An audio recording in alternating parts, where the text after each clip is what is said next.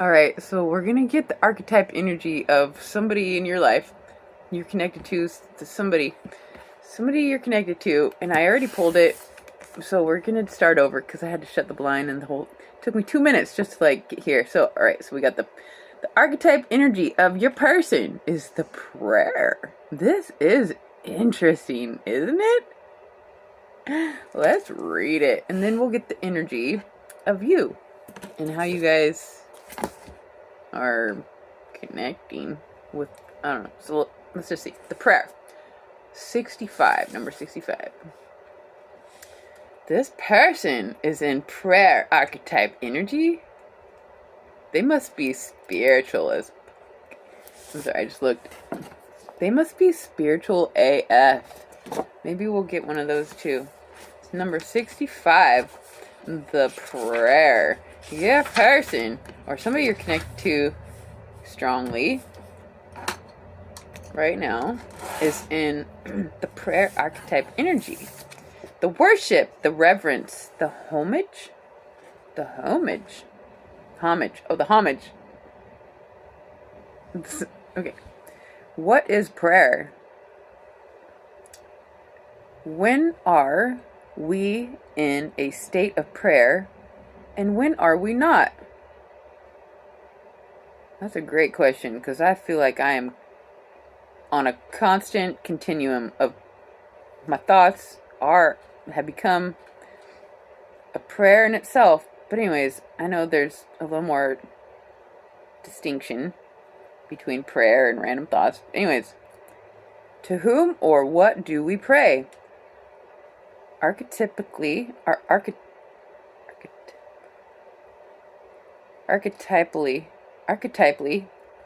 the practice of prayer has been with us since the dawn of time as a remedy for the omnipresent self-centered thinking that spins us toward illusion. Archetypally, the practice of prayer has been with us since the dawn of time as a remedy for the omnipresent self-centered thinking that spins us toward illusion. Prayer leads us beyond our ego. As we move from our little story to the big one, some say we are in a state of prayer anytime we are not at the center of our own thoughts. Others say prayer is a natural result of gratitude. Perhaps it is simply surrender or service. Whatever prayer is for you, this card reminds us of its importance. Get quiet, low, humble, and soft. Bow and touch the ground as your heart lifts to the sky. Though it may be uncomfortable, it is time. Nothing else will do. This is your person, not you. And I have personally, I used to say the Lord's Prayer every day with pleasure, without fail, with intention, the whole thing. And then I had the experience a couple years ago, and I don't actually know exactly how I feel about prayer anymore. So I'm working on it. It's a good thing. It's not. Anyways, your person perhaps can help you with prayer, or your person is involved with some sort of praying, and it says, when light, offering to be of service, asking for guidance. When dark, expecting results, self-aggrandizement,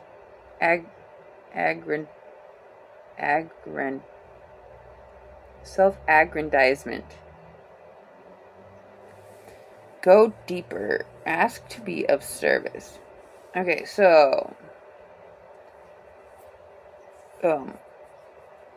your person is into prayer. Let's just go with that. The worship, the reverence, the homage.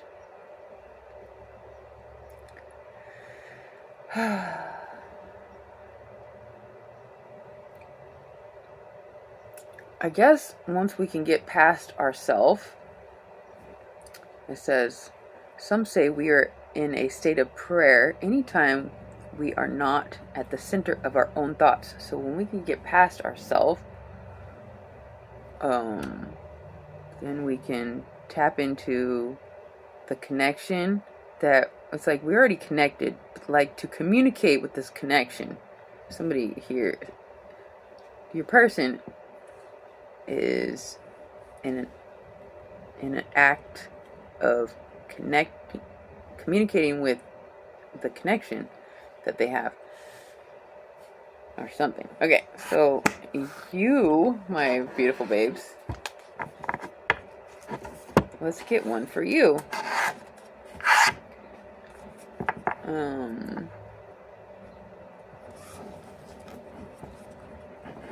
So I'll just finish about myself here. Prayer. The connection, I know there's this connection with the energies, and I'm trying to learn how to communicate.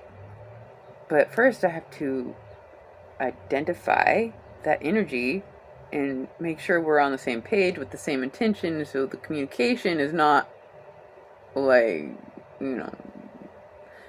we gotta identify the energy and then make a clear intention for the it's like the communication. It's like I can't just pray to the like I used to, with like just the one intention, the one direction, with the one energy. It's like I'm connected to much more now, and I can't. I'm trying to figure it out, you guys. So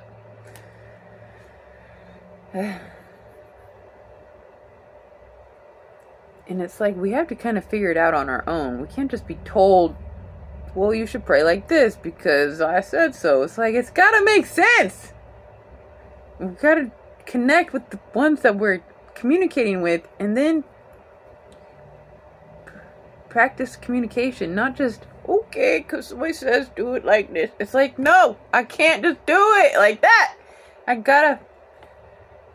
It's like, if the ones that I'm communicating with never correspond with a clear, all right, this is who we are and this is what we're doing, then I can't just barf out my prayers to anything. It's like, I just really want to know who I'm connecting with and why and where are we going. Like, oh, so much. So anyways, your person is, it looks like they know what they're doing as far as prayer. And maybe not know what they're doing, but they practice prayer. They practice worship and reverence, and that's beautiful. Blessed. I am transitioning. It's almost like it's possible, let's say, my spirit guides or angels, the ones that worked with me up until like I was 40, and then something happened, and like now I communicate with a different set of guides or angels, and we're trying to figure out what we're doing. It's like I can't actually tell anymore. Seriously, it's like I'm willing to work with the, it's like we got to work together here. I can't just blindly, I don't know what we're doing. What are we doing? Anyways, I'm going to just take myself out of this for a second, and we're going to tap into my babe's archetype energy right now, as it may pertain to the person you're connected with and their prayer archetype energy. What's the message? Alright, what is the archetype energy of my babes right now? If we may get a message for my babes. What's the message? What's the archetype energy? Whoa. Ah! Let's see if I can get it with my foot. Okay. And the energy is the venom. Okay. Yo, my beautiful babes. The Venom. Let's read it. Isn't that like a poison? My babes are in poison energy? I don't know. Let's read it. Number 63. Not that that helps, because I can't read it like that. Oh. Hold on.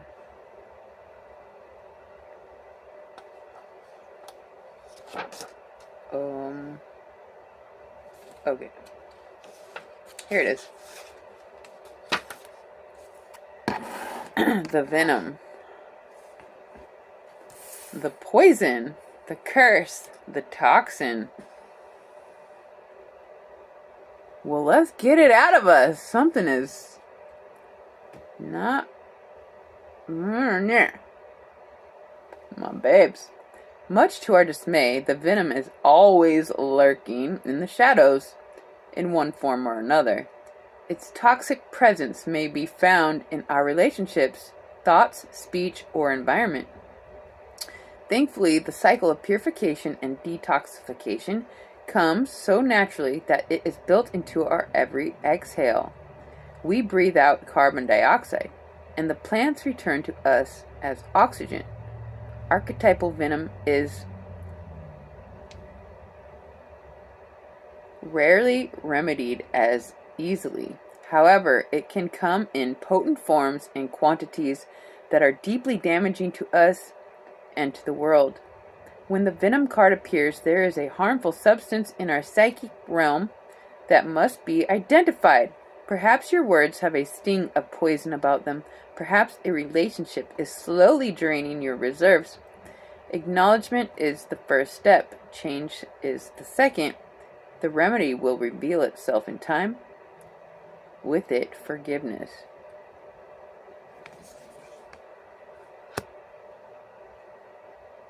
What the fudge is happening with my babes? There is a poison, a curse, and a toxin lurking within this connection, or within you.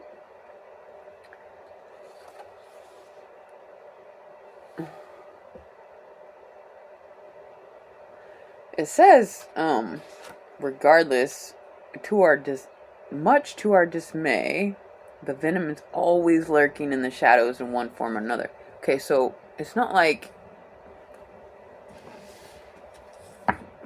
you're cursed. It's just that the curse is eternally in existence, and it can touch us because everything is within. All the darkness and all the light. It's just a matter of how we express our abilities, our energy, or how we do not allow it to have expression. Well, we have to recognize something here, something toxic within. I don't know. What I'm getting mostly is that somebody you're connected to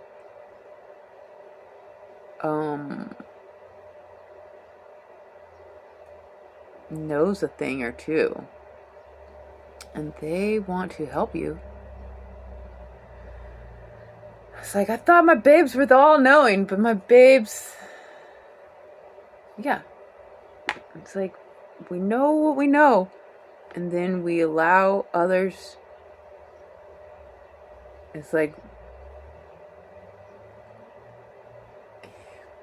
we might surpass everybody in the final countdown, but meanwhile, there's others that we can learn from that are further along, and I clearly have something to learn about prayer and connection, and it's a bittersweet, because I don't want to let go of the Lord's Prayer.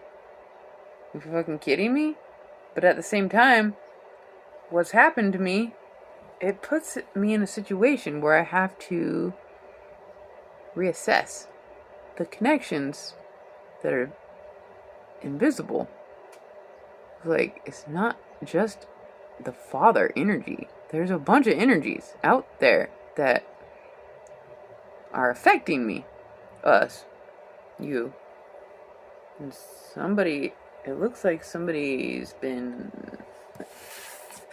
perhaps there's something that needs to be identified. Duh. And so what is it? I can't tell. It's gonna be different for everybody, but something is lurking. And it will always be lurking, so look at it straight in the face and be like, I see you! Venom. And somebody here is going to find, what's it called? The remedy? The cure? There's something it's called for when you get like a bite from a snake. They give you the remedy, but it's got another word. Somebody's gonna find that source of the power to remedy the venom through a new way of prayer. And somebody you're connected to might be able to help you. I am starting to connect to the babes here who have some very helpful insight about the energies outside, and that they have identities, and it's like, I appreciate the insight, but if I don't have first-hand knowledge I can get all the information from secondhand sources all day, but until I know for myself through a personal true experience, I can't just take somebody's word for, this energy is called the Archangel Gabriel. It's like, maybe, and it's, maybe it's 100% true, that's the name, and that's why. But unless Gabriel comes to me and says something about it, and then this is how we're going to communicate, and this is how we're going to pray together, it's like, I can't just take somebody's word for it, if you don't mind. And so it's just it's like, we just want to know who is who, and what do they do, and how do we connect, and why, and where are we going. It's like, I feel the energies. I'm just like, could we just get rid of the venom? Something is preventing this connection, and often we have to look within and find accountability and blame ourselves. And I can't tell, so I can't help you. No, we're trying to figure it out. Your person, somebody you're connected to, might have some helpful insight. Whether or not you can attach to their wisdom, or just take it as another piece of information to assess or not. It's just like,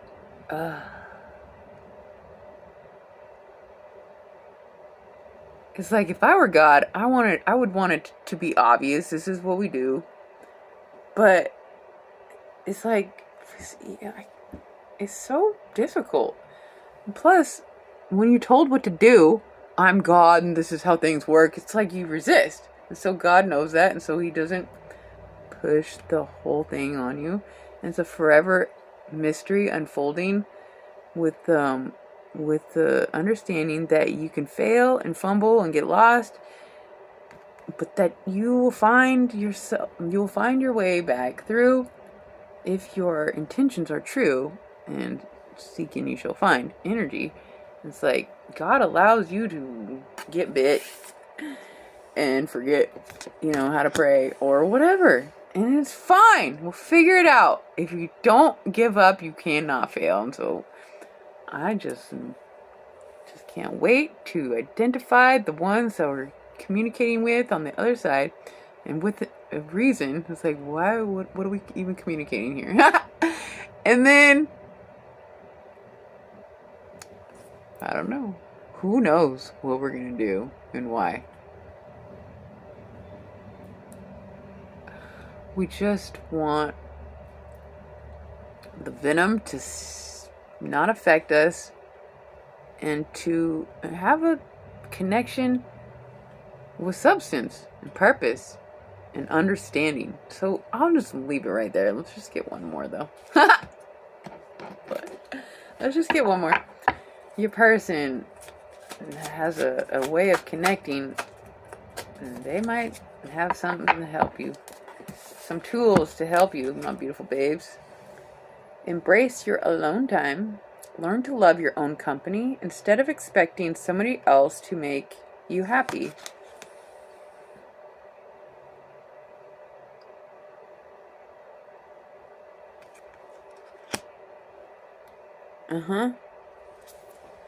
Embrace your alone time.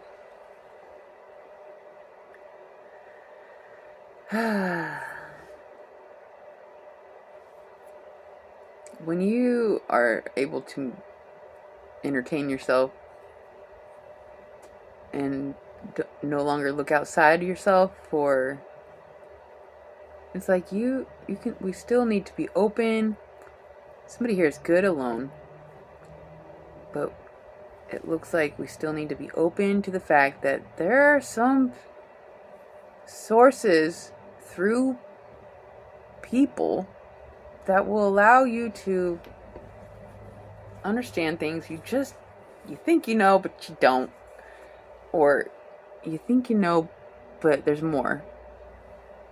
And we just have to accept that other people might have figured some things out. Even if one day you'll surpass everybody, you haven't possibly figured it all out yet. And so be open to the people who have something to say, and just take it or leave it.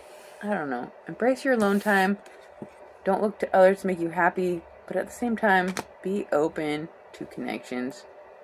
I don't know. It's a little far out. My messages are usually a little far out. So blessed if you're still here. I love you guys so much. I hope that helped. Until next time.